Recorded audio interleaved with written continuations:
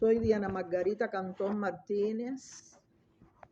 Les daré lectura a un fragmento de mi novela La vida después de los 50 en la burbuja. Mito y realidad de mi expulsión del Partido Comunista de Cuba. Muchos piensan que vine a parar a Boise, Idaho, solo por lo que planteé públicamente en una asamblea del Partido Comunista de Cuba a finales de enero de 1996. Pero no fue exactamente así. Eso lo desencadenó todo. En esa ocasión, mis críticas fueron bien severas, pero todavía había más en mi intuición que convicción acerca de mi realidad social y mis dirigentes. Desde 1989, esa realidad se había vuelto rugiente, como bien dijo cierto periodista o escritor de época. Para mí se hizo insostenible, sobre todo del 94 hacia acá. Estaba viviendo un verdadero incilio y no pretendo repetir historias que ya conté antes y que recojo en este blog y en mis 4 novelas publicadas en Estados Unidos y Argentina. Solo esclareceré algo. Yo llevé mi intervención escrita, no la improvisé totalmente. Tenía hasta un poema escrito que también leí, pese a las presiones para que callara. El público presente en el teatro del Instituto Superior Pedagógico de Pinar del Río me dio permiso para que continuara en nombre de la democracia partidista que reclamé como derecho, aunque sabía qué limitaciones reales tenía, o por lo menos las suponía. Ya yo me venía buscando serios problemas por ejercer desde el derrumbe del muro de Berlín, incluso por ejercer esa democracia partidista desde el derrumbe del muro de Berlín. Incluso un rector me llegó a decir en una asamblea docente: aquí muchos critican cosas como si yo fuera el culpable. Estas son disposiciones del comandante en jefe, no mías ni del ministro. Pero nadie se atreve a criticar a Fidel. Era yo quien había acabado de hablar. Estaba en la mirilla de varios, sobre todo desde ese momento. Había sido una militante medianamente conflictiva desde 1968, que me inicié en la Unión de Jóvenes Comunistas, UJC. Pero amaba sinceramente la revolución y sobre todo al Che. Era combativa, intransigente y cumplía responsablemente todas mis tareas. En 1983, a los 30 años, entré en los talleres literarios formalmente y empecé a llevar una doble vida para la que no me habían preparado: Ministerio de Educación y Ministerio de Cultura, lo que me llevó a serios conflictos, porque los escritores y artistas tenían un sentido más disidente y hasta opositor que los maestros y profesores, aunque finalmente muchos hayan claudicado o finjan haberlo hecho para sobrevivir ante tantas presiones de fidelidad ideológica.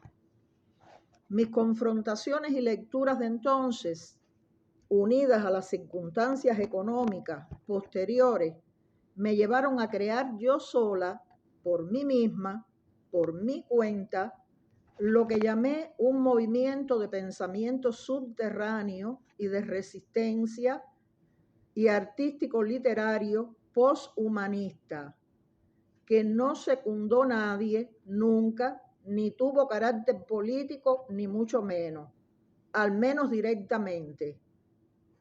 Hasta escribí unas libretas con pensamientos de mis predecesores en ediciones a lápiz que titulé Revista Alerta.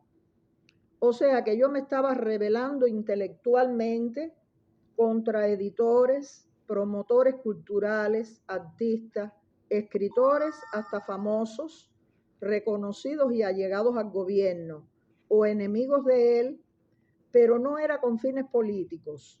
Simplemente estaba reclamando mi espacio como poeta, escritora, pensadora, y eso molestaba y asustaba.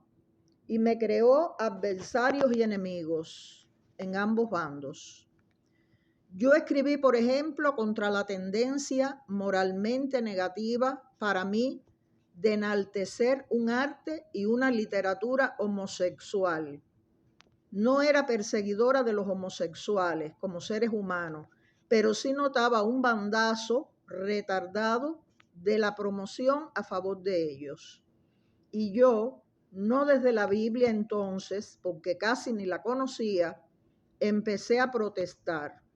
Para mí era una corrupción, una inmoralidad que dañaría la creación artística de todos los que no eran homosexuales y que crearía antivalores en la apreciación de la creación.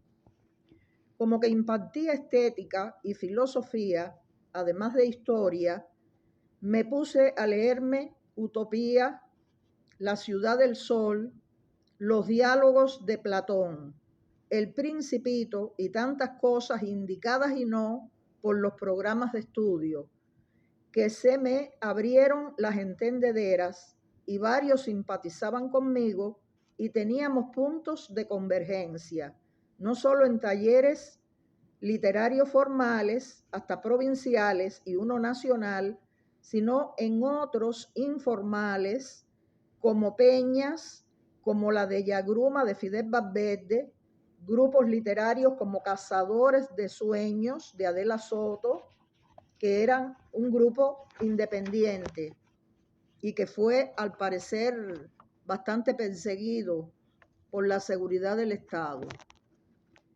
Y ya me estaba convirtiendo en alguien sospechosa para ellos. Quizás lo era desde siempre, pero no lo notaba.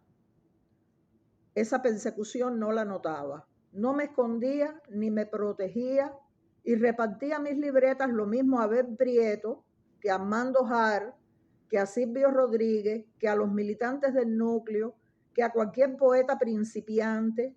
Hasta Fidel Castro yo le mandaba ya cosas por correo. Me delataba yo misma porque no tenía delito, pensaba. Para no hacer este testimonio tan extenso, yo no estaba clandestina ni nada de eso. Leía mi obra en la radio, en la televisión. La publicaba parcialmente en la sección de todo del periódico provincial guerrillero de Pinar del Río. Y la esencia de una de esas polémicas en el Instituto Superior de Arte, ISA, se publicó en Juventud Rebelde en 1988. Hasta en el periódico Gramma salió a principios de los 90 una referencia de mi investigación de la obra de Silvio Rodríguez, pues yo la investigaba y hasta se aprobó que creara una cátedra para estudiarla con los interesados. Pero se me ocurrió escribir por detrás de mi intervención unas palabras que no leí y que firmé con las siglas de mis movimientos. Como que estaba en fase de dudas, no tenía pruebas tampoco de lo que sospechaba, pues no leí esa parte. Pero a una de las camaradas de la Comisión de Actas de la Asamblea se le ocurrió retarme. Mira, Diana, tú has dicho tantas cosas que nosotras no las pudimos copiar todas. No somos taquígrafas. Danos los papeles para anexarlos. Yo me dejé provocar y se los di. E incluyeron en el acta lo que hablé y lo que no hablé. Lo que no hablé más o menos decía que del mismo modo que había sido lícito y moral que del partido ortodoxo de Eduardo Chivás brotara un ala izquierda que dio lugar al movimiento 26 de julio, que después derivó en el Partido Comunista de Cuba, que rige actualmente la sociedad cubana, era lícito y moral para mí que de este brotara también un ala izquierda para que el país mejorara, porque todo andaba bien mal. Y aparecía, repito, mi firma y mis movimientos ideales, que exactamente no eran para eso, aunque podían tener que ver con ello de algún modo. Y ahí fue donde decidieron partirme de verdad el ala, expulsándome del partido, cosa que ya se había convertido para mí, estar en el partido, en una carga después del 94, porque ya era una rea. En varias reuniones me habían analizado antes y lo que más me dolió, me expulsaron del Ministerio de Educación y de hecho de toda la vida intelectual cubana, al menos laboralmente, y me la partieron sobre todo porque no claudiqué de lo que había escrito. No tenía las pruebas de muchas cosas, pero estaba casi segura de que eran así. Era una sospechosa, no en el sentido de inmediatez, porque yo sí estaba segura de la corrupción de los dirigentes de la base hasta nivel provincial. Por eso mis apelaciones las hice en La Habana, en el Comité Central, en el MINFAR, Ministerio de las Fuerzas Armadas Revolucionarias, con funcionarios de Raúl Castro. Fui a la oficina de Carlos Laje, al edificio de la Asamblea Nacional del Poder Popular. Recurrí a todas las vías políticas, administrativas, sindicales, legales, y fue por gusto. No era una activista de la política oficial del Partido Comunista de Cuba.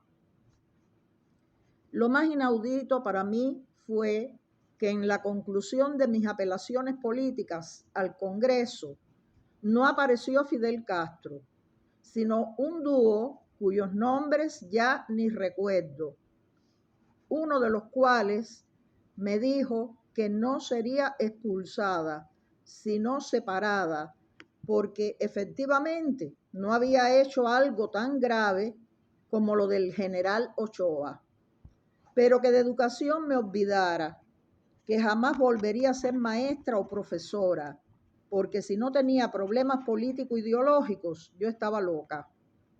Entonces le dije que si era así, me volvieran a expulsar, porque yo tenía ahora, sí de verdad, una opción política e ideológica distinta a ellos.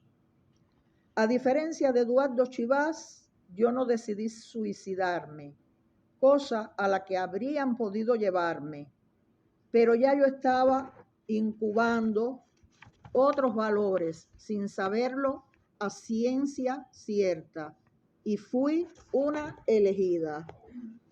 De más está decir que el asedio de la seguridad del Estado pasó de velado antes de 1996 a abierto después de esa fecha. Ensayaron desde las formas más directas hasta las más sutiles para convertirme en una cómplice suya, a pesar de mi irreverencia, aunque siempre los traté con respeto y a veces hasta con lástima por su juventud. Algunos hasta habían sido mis alumnos de marxismo-leninismo y yo de historia.